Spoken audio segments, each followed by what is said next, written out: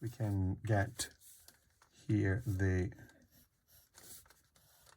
top of the head like this, like the jawline like this, the ear, brow ridge, the nose, the mouth, eyes.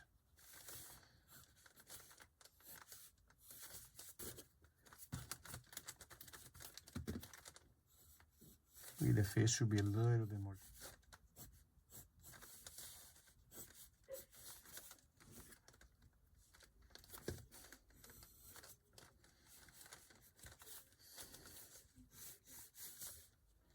Pectoral is going to be here, right?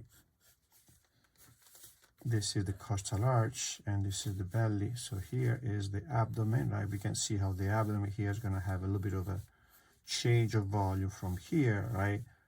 The volume that is under the costal arch, and then here the volume of the belly that is on the pelvis, on the hips. We can also darken the parts that are behind the forearm here. There you go. Then we study a little bit of the overlapping of the form.